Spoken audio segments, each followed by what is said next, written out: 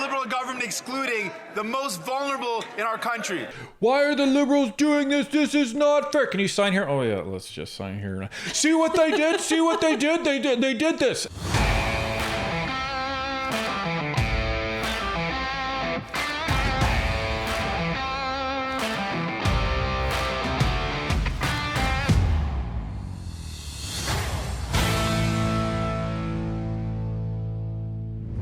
As predicted, the Conservatives took aim at Trudeau's complete lack of leadership during the Montreal riots to turn the tables on the sales tax bribe that the Liberals are so enthusiastic about. Not to be outdone, Jagmeet tried to create the impression that his party may not support this bill. Let's take a look. The lawless hate riot that we saw on the streets of Montreal is what happens after 9 years of a woke prime minister pushing radical woke identity politics, dividing people by race, gender, vaccine status, religion, and more. On top of dividing, he erases our heroes and history, saying Canada has no core identity. He opened the borders to terrorists and lawbreakers. The results? Assassinations on Canadian soil, firebombings and terrorist attacks against places of worship, 251% more hate crime. It wasn't like this before this Prime Minister and won't be after he's gone. Why not an election so we can fix what he broke?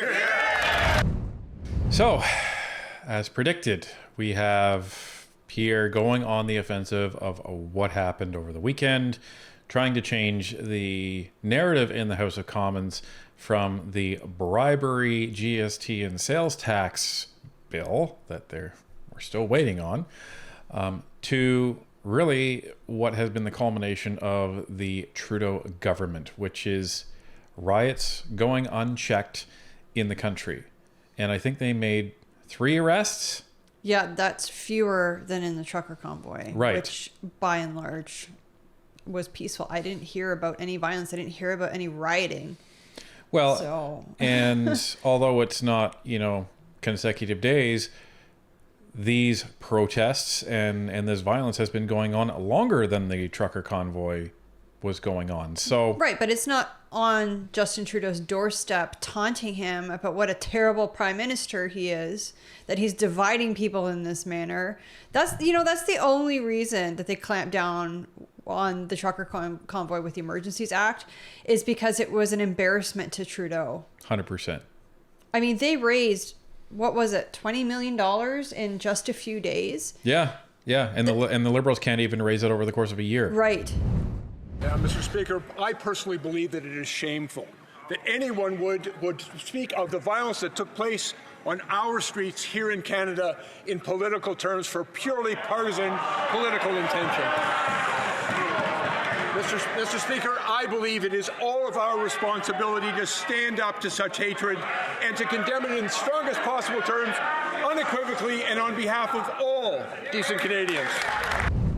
So it's shameful to call a spade now, apparently. Because here's the thing. Say what you want about Pierre. He's right. He is 100% right. When you keep dividing people into these groups, that's the issue. And I'd said this on the interview with Garnet Jennis, and I'd said it afterwards. The more tolerant a society becomes, the more intolerant it inevitably is. And this is the issue. Because you have these groups that are now becoming completely intolerant of every other group around them. And they are just, they're allowed to protest, but they're inciting violence and they're committing violence, and they're doing so unchecked. Why? Because, ironically, Justin Trudeau and a lot of these police forces are afraid of what will happen if they do start making arrests with these groups en masse. Well, they've painted themselves into a corner, right? It's kind of like this, to kind of create an analogy. Say you have 2 groups of people. One group likes chocolate milk, one group likes white milk. And, maybe liking chocolate milk is a little taboo because it's not very good for you. It's full of sugar. It's got artificial colorants in it, whatever. And you can say, well, white natural milk from the cow is the best, most natural milk, and that's what's healthy for you. But then you get this group that says, no, we like chocolate milk, and there's nothing wrong with liking chocolate milk. Why can't we be equal with you guys who like just plain white milk? Okay, fine.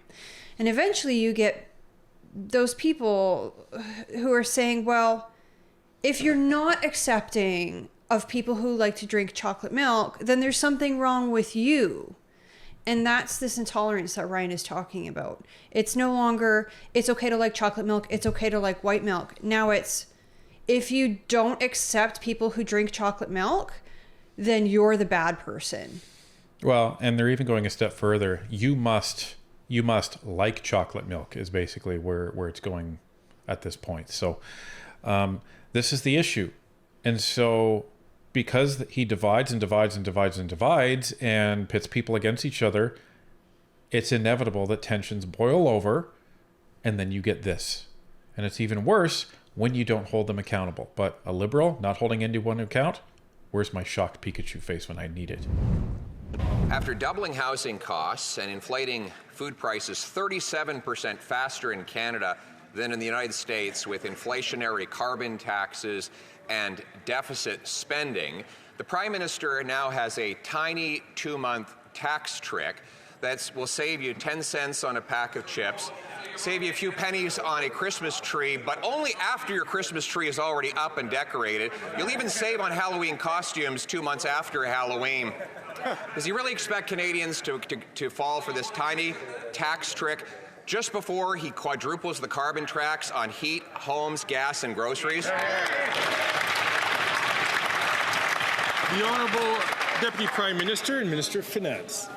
Mr. Speaker, I'm really glad the Leader of the Opposition started by comparing our economic position with the U.S. Because the fact is, in Canada, inflation is lower. In Canada, interest rates are lower. In Canada, deficits are lower. And in Canada, the public debt is lower. Let's stop talking Canada down. And when it comes to supporting Canadians, what I want to know is, will Conservative MPs be allowed to offer a tax break to their constituents? I know their constituents want it. That's what we're hearing from everyone. That's garbage. Okay, so what she's talking about is being whipped or party discipline. There are 3 levels of vote. Level 1 is where everybody in the party gets to vote according to their conscience or according to their constituents, so they should be doing it. And you know, you could have 2 Conservatives that one votes yes, one votes no. The second line whip is where, and this applies to the government side, it's where the government, which includes the Prime Minister, the ministers, and the secretaries, they all vote a certain way, and then everybody else in the party can vote however they want. And then the third line whip is when everybody in the party has to vote as they've been instructed by the leader, by the whip. Yeah, and they're still kind of trying to dovetail off of the CBC hit job articles that they've been putting out, where they're trying to say, oh, you know, the Conservatives are draconian over their MPs and they're not allowed to speak up for their constituents and yada, yada, yada. Yeah, never mind the fact that the Liberals are actually digging through mail and going through letters of support, which is normal from every single MP in every government, no matter who's in government. That's what happens, and it's just a standard practice, part of their day-to-day job. But they're trying to spin this as, oh, well, you know, see, the Conservatives are supporting the housing accelerator, even though they wrote them almost a year ago, and they're going behind their leader's back, and they're asking for this and supporting this. Never mind the fact that Pierre Poilievre actually issued his stance and the party's stance on October 28th, which was a couple of weeks ago. Well, and what Freeland is talking about right now, party discipline or being whipped, every party does that. Yep. That's why every party has a party whip. The Bloc have a party whip, the NDP have a party whip, the Liberals and the Conservatives each have a party whip. And that's the job of the whip, to make sure that everybody votes the way that they should be voting. And that's why they even have a term called being whipped. Right. So when you're whipped by the whip, they tell you how to vote. They tell you what to do. And that's part of party discipline. Canada has like the strongest party discipline in any other country that uses the Westminster parliamentary system. And that's because when you vote for, say, Bob the Conservative in your riding, you know exactly what you're going to get with your vote. You know he's going to be for topic A, he's going to be against topic B, and he's going to be for topic C.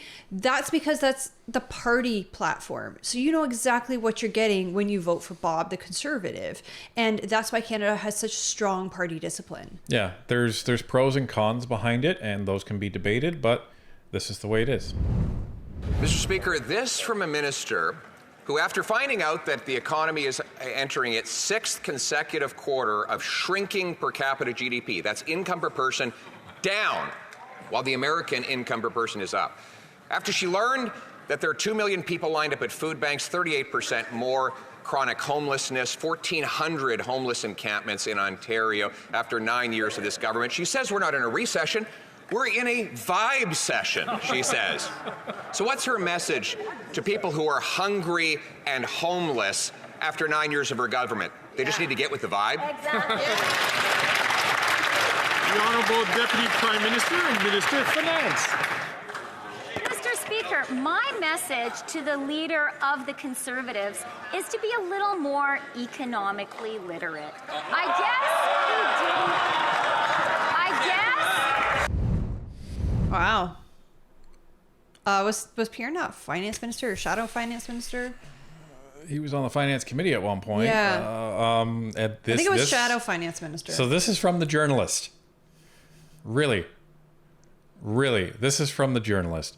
Okay. Yeah. Wow. I'm just stunned at this hypocrisy from Chrystia Freeland, who had said this year, who promised everyone, we are not going to be going above $38 billion in deficit spending. And within a few months, that turned into, we're at $45 billion in deficit spending. And oh, look at that. We're going to be implementing this GST tax break, which is going to cost another $6 billion. And now we're at $51 billion in deficit spending. Well, and I just want to point out that the Liberals are prioritizing this tax break / $250 rebate over the full economic statement, which they cannot give right now because the House is seized. But they're trying to unseize the House to push through this vote buy, we'll call it what it is. And they don't care about the full economic update because they know how atrocious it would be. They haven't been able to push through their capital gains tax increase bill because they stupidly took it out of the main budget back in April to try to trap the Conservatives. And now it's completely backfired now that the House is seized. So like their finances are a mess, and instead of trying to fix things for all Canadians, they're trying to prioritize tax rebates for a few. Well, just to get the votes. Just to get the votes. And another thing that she had said, it was about how their constituents want the tax rebate. The Conservative constituents want the tax rebate. Do you know how many people we have heard that as soon as I get that rebate, I'm giving it to the Conservative Party? Yeah, it is so insane. And over 16,000 people voted on our YouTube poll that they would rather pay $250 to have an election before Christmas than receive a $250 check from the Liberals. What does that say, Chrystia Freeland? Right. The Honourable Member from Burnaby South. You know what's cruel? The $250 check that's going out in spring, this Liberal government is excluding seniors, people living with disabilities, and people who just started working. What a slap in the face. Why is this Liberal government excluding the most vulnerable in our country? But we're going to vote for it anyways. Yeah. Yeah, why are you going to vote for it anyway, you dumb... Oh, my goodness. I was almost going to be unparliamentary there. You complete hypocrite. It's garbage. The NDP does this all the time. They showboat to their base that, oh, we're going to get this and we're not going to accept nothing less, rah, rah, rah. And then the Liberals are like, we'll give you like a fraction of what you asked for. And then they're like, that's not good enough. Okay. Well, it's almost like this. Why are the Liberals doing this? This is not fair. Can you sign here? Oh, yeah, let's just sign here. See what they did? See what they did? They did this. And it's like... That's exactly it. I mean, the NDP could pull their support at any moment. I know that they are seized in the House right now and that they are waiting for opposition days, but the NDP can put forward a non-confidence motion just as easily as the Conservatives can when their turn comes. So why won't they? Yeah. I'm just hoping, and this is not any confidence at all, and I'm sure Tanya is in complete agreement. I'm just hoping that there is some shred of political strategy left in the NDP, that this is a bait to try and get the Liberals to introduce a supply motion, which would be a confidence motion. This is the GST thing. So that they can actually bring it down and then the government falls.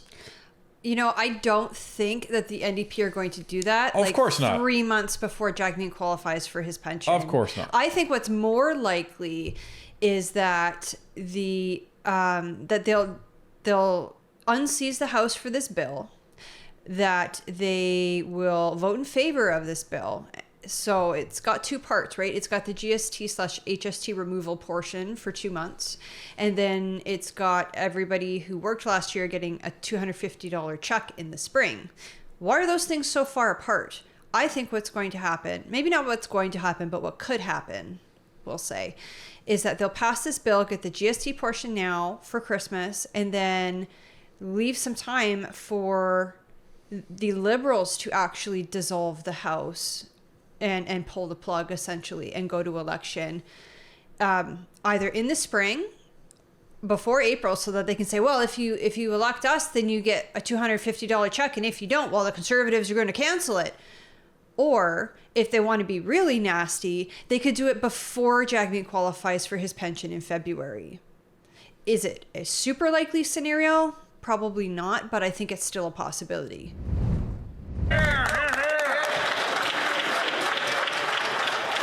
For the Honourable Minister response, I'm just going to ask members, please, to not take the floor unless they're recognised, so that everyone can hear the question. The Honourable Deputy Prime Minister and Minister of Finance.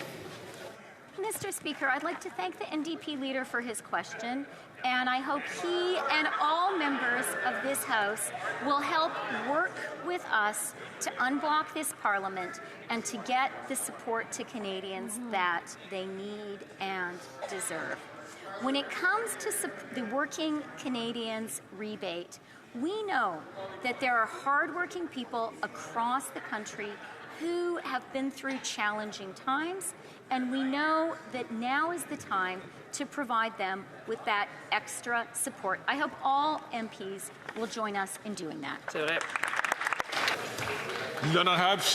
The Honourable Leader of the Official Opposition. The NDP leader is giving Canadians whiplash with his latest flip-flop and the flop on the flip.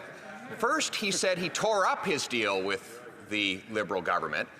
Then he said that he had taped it back together because they had signed on to his 2-month tax trick. Now he rises on his feet to say that the trick is a ripoff of seniors and persons with disabilities.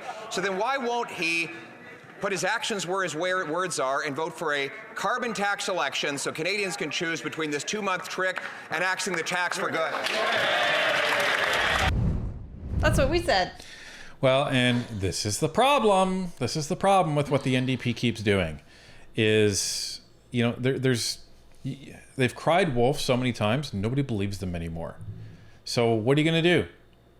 What are you going to do? Everybody knows what you're going to do. Come on. Nothing. It will be of no surprise when I ask the Honourable Member from New Westminster Burnaby, please, not to take the floor unless recognized by the Speaker. The Honourable Deputy Prime Minister and Minister of Finance. Thank you very much, Mr. Speaker. Mr. Speaker, the only inconstant flip-flopper in this House is the Leader of the Official Opposition. For months, he has been talking about how Canadians need a little more support. But it turns out that unless you recite robotically his Dr. Seuss rhymes, he's not going to agree with your approach to helping Canadians.